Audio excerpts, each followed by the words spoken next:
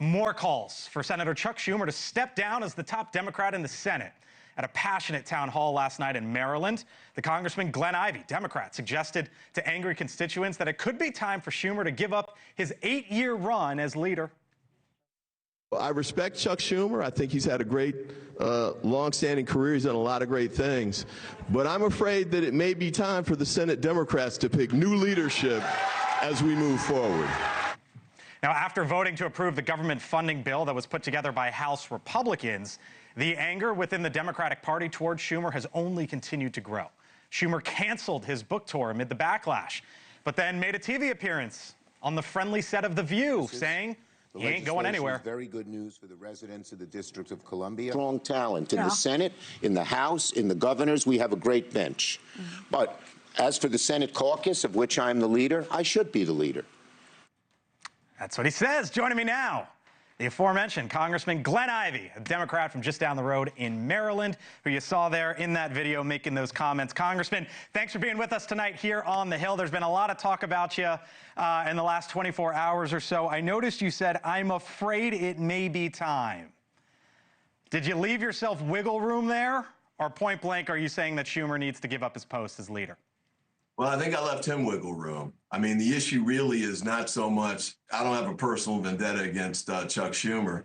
Really, the issue is what's he going to do going forward? We've got a lot of key issues coming up.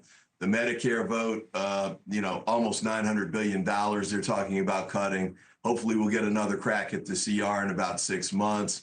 The budget resolution, reconciliation process. There's the debt ceiling. I mean, we got a lot of votes. We need to make sure that Democrats are moving in alignment now, and instead of him peeling off and going in a different direction. So yes or no, you want him to step down?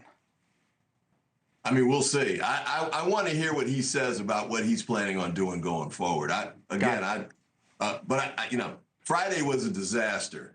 There's no question about that. It was devastating, I think, not only because of the impact it had from the constituencies and the voters like you just heard from, but also from the standpoint of, I think, passing up a chance to take a swing at the Trump administration and try and stop him on the track. So it sounds like you're a bit TBD. Let's see where he goes going forward. There was Delia Ramirez, one of your colleagues, Democrat from Illinois, who just flat out said, yes, he should step down. You remember last year, Congressman, in the throes of the presidential race, when Nancy Pelosi went out on TV and she didn't support Joe Biden. And that basically opened the door for Democrats to say, you know what, Mr. President, get out of the race. And the reason why I bring that up is because the Congresswoman said this last night, and I want to get your reaction on the other side. Sure. It is about what comes next. I myself don't give away anything for nothing.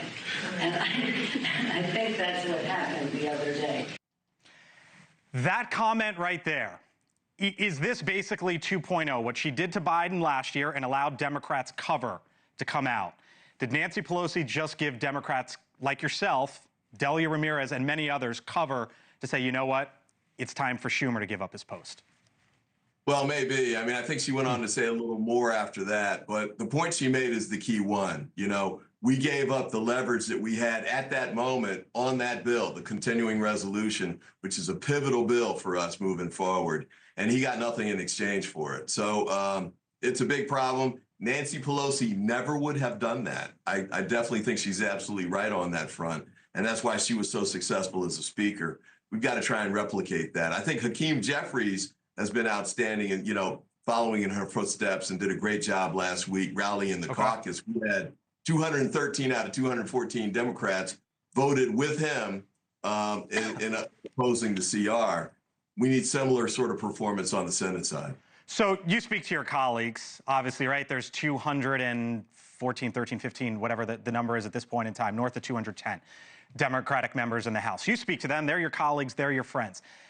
How many more Glenn Iveys are out there right now, Congressman, that you know of and that you think might be out there in terms of Chuck Schumer and your position? I'm not sure. And I think the fact that Schumer and Hakeem had a meeting where, at least they had a conversation about, what happened last week and how to go forward. I don't know what's been disclosed about that. I haven't heard any details, but that might have helped. But the bottom line is, I mean, we really need him to get on the same page. I mean, as you heard from not only my town hall meeting, but other across the country, and you've seen them in polls, people want Democrats want the Democrats in Congress to get their act together. We need to get on the same page and have a strategy in the House and the Senate that's coordinated and effective. And we didn't have that last week.